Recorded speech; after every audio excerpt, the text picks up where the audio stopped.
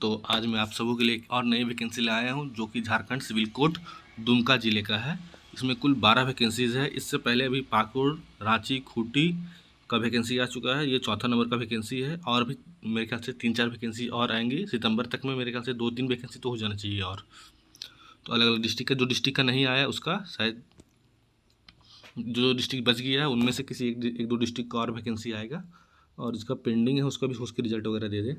तो क्योंकि अगस्त से ही लगभग जो डेट होता है, डेट ऑफ बर्थ जो काउंट होता है अगस्त से ही होता है, तो अगस्त या सितंबर में 1-2 वैकेंसी आना चाहिए। चलिए देखते हैं क्या है, कितना वैकेंसीज है और कौन से पोस्ट के लिए कितना सैलरी है, क्या है।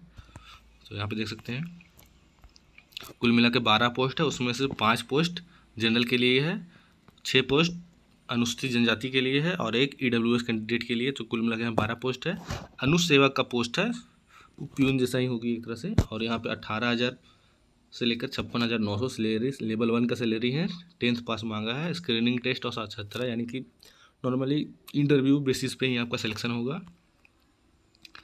यहाँ पे देख लीजिए कि चौथा नंबर में क्या बोला है कि भारत का नागरिक होना चाहिए, शारीरिक मानसिक रूप से स्वस्थ होना चाहिए। और यहाँ पे दूसरा 5वां नंबर में लिखा है EWS कैंडिडेट, PW कैंडिडेट जो आरक्षण है उनके पास केंद्र सरकार राज्य सरकार की तरफ से, झारखंड सरकार की तरफ से मान्यता प्राप्त सर्टिफिकेट होना चाहिए कि आप OBC से हैं, ST से हैं, SC से है, PWD से, EWS का सर्टिफिकेट झारखंड गवर्नमेंट द्वारा रजिस्टर या उससे प्रमाणित किया हो।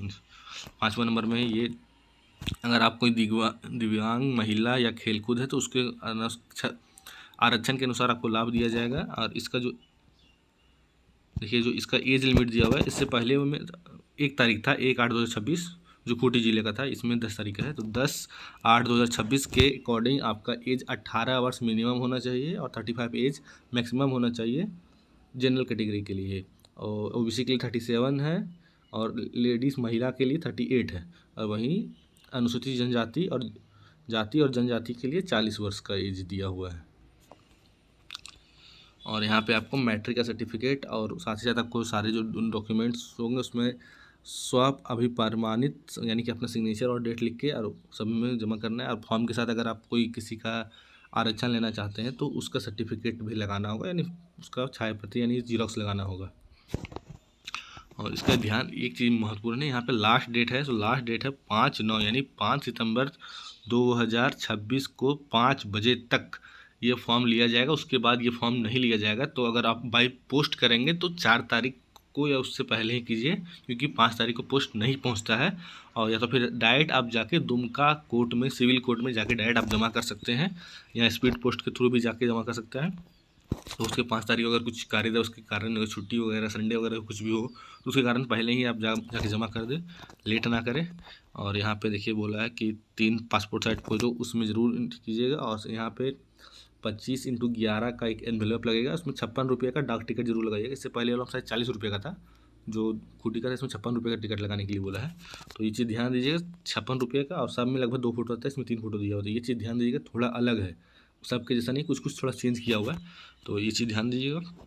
और आपको जो भी इस वैकेंसी के बारे में जो डिटेल मिलेगा कि एडमिट कब रिलीज होगा या इंटरव्यू क्या है या उस तरह किसी भी तरह का नोटिस या रिजल्ट वगैरह के बारे में, तो आपको इस वेबसाइट पे मिलेगा dumka.dcots.gov.in पे आपको पूरा डिटेल मिलेगा इस वैकेंसी के बारे में। और मैं भी कोशिश करूँगा कि सारे अपडेट जो भी तरह का कोर्ट का वैकेंसीज़ है या और भी कुछ है, मैं आपको डिटेल देते रहूँगा जैसे आएगा। तो यहाँ पे देख सकते हैं लास्ट में आपको ये जानते हैं, सब लोग जानते ही होंगे कि ये ऑफलाइन फॉर्म होता है। तो ऑफलाइन फॉर्म का मतलब ये नहीं कि ये वाला जो फॉर्म आता है उसको जीरोक्स निकाल के इसमें जो जहाँ पे दिया हुआ उसको सिर्फ भर देना है। इसमें भरना नहीं है, जीरोक्स निकाल के इसको अपने आप, मतलब कि एक वाइट A4 साइज पेपर लेके सारा चीज़, एक भी वर्ड छूटना नहीं चाहिए, सारा का सारा चीज़ आपको यहाँ पे लिखना है अपने हाथों से। थोड़ा सा कुछ अपना भी थोड़ा दिमाग लगाना है। यहाँ पे से लिखिए, यहाँ पे लिखा हुआ है स्वहस्तलिखित आवेदन पत्र, इतना ही लिखना है। जैसे कि यहाँ पे लिखा हुआ है, ये चीज़ को आपको नहीं लिखना है, निम्नलिखित पपत में निबंधित डाक द्वारा अथवा हाथों से भेजे, ये चीज़ आपको नहीं लिखना है। ये वाला चीज़ निम्नलिखित से यहाँ से ये चीज़ लिख दीजिएगा तो गलत हो जाएगा। तो यहाँ पे लिखना है स्वहस्तलिखित आवेदन पत्र, बस यही जाएगा। ऊपर का जो हेडिंग रहेगा बाकी यहाँ पे पदनाम जो यहाँ पे लिखा हुआ है, तो सब में प्यून या आवेदन अनुसेवक है तो अनुसेवक यहाँ लिख दीजिएगा। किसी किसी में प्यून भी लिखा रहता है, हिंदी में नाम, इंग्लिश में नाम। यहाँ पे एक फ़ोटो चिपकाइएगा पिता का नाम, जन्म तिथि, यहाँ पे देखिए 10/8/2026 के अनुसार आपका कितना वर्ष हुआ है, कितना महीना, कितना दिन, उसको लिखना है। और साथ ही साथ इसको पूरा अपने हैंड राइटिंग से उसको भरना है। ये जो यहाँ पे पॉइंट्स भी लिखे हैं उनको भी लिखना है, साथ ही साथ इसमें जो स्पेस छूटा हुआ उसमें भी आप ही को भरना है। तो दोनों चीज़ आपको अपने से करना है। उसके बाद ये चीज़ करने के बाद ये भी यहाँ पे आपको अपना लिखना है। अगर आप ग्रेजुएशन किए होंगे तो ग्रेजुएशन तक का यहाँ पर, जैसे कि CBSE या जैक से जो भी इंटर किए, मैट्रिक किए, उसके बाद यहाँ पे जो भी यूनिवर्सिटी का नाम, बोर्ड का नाम, जो भी यूनिवर्सिटी का होगा उनका कितना परसेंटेज आया, कितना मार्क्स है, कितना परसेंटेज है, कौन सा आप ग्रेड लेके आए, फर्स्ट डिवीज़न, सेकेंड डिवीज़न, ये करके। और यहाँ पे आप कौन से कैटेगरी से बिलोंग करते हैं उसमें यहाँ टिक कर दीजिएगा। और साथ ही साथ उसका सर्टिफिकेट, और यहाँ पे जैसे कि अन्य कोई योग्यता में अगर आप कंप्यूटर का कोर्स किए हैं या भी कोई अलग तरह का कोर्स जो इससे रिलेटेड हो तो उसको आप यहाँ पे डाल सकते हैं। तो जिसको डालिएगा उसका एक जीरोक्स जरूर डाल दीजिएगा, एक आधार कार्ड का फोटोकॉपी भी जरूर डाल दीजिएगा। और यहाँ के फ़ोटो चिपकाने के बाद 2 से 3 फोटो अलग से यहाँ चिपका दीजिएगा, 3 फोटो अलग से यहाँ पे अटैच कर दीजिएगा। और इसको लिफाफे में भी